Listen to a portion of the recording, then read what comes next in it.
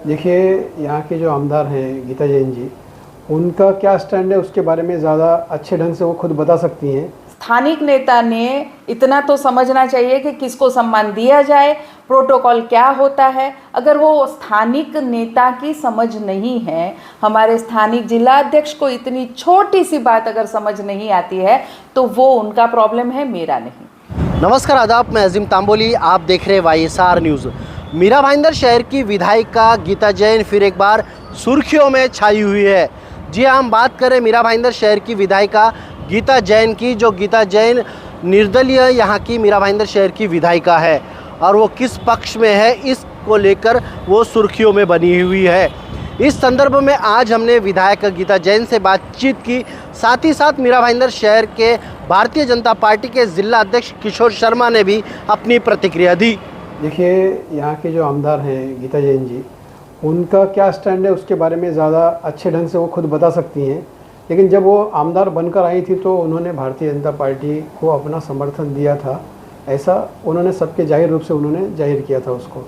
लेकिन उसके बाद से वो पार्टी मीटिंग के अलावा वो अलग अलग पार्टियों के मीटिंग में, शिवसेना की मीटिंग में भी वो जा रही थी। तो ये थोड़ा सा हमारे मन में सभी के संभ्रम था कि वो किस तरफ हैं।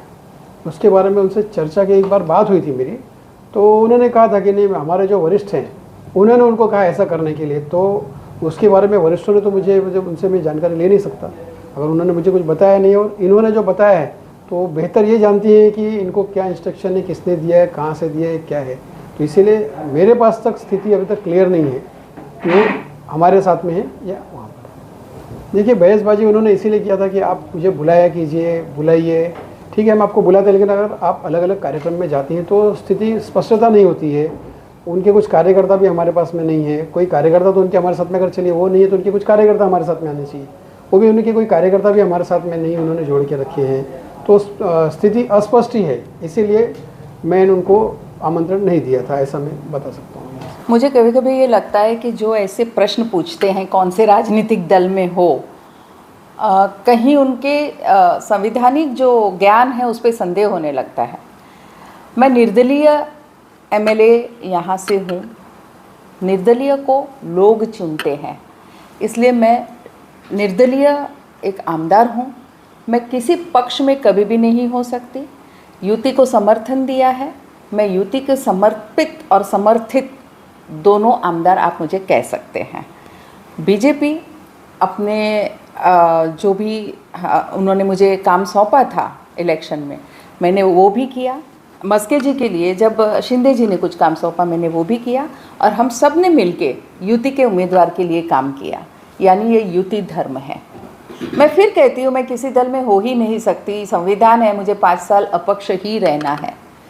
मैं जवाबदेह हूँ जनता के लिए, मीरा भाईंदर की जनता के लिए। जो हित में है मैं तब वो कार्य करती हूँ जब जो चाहिए।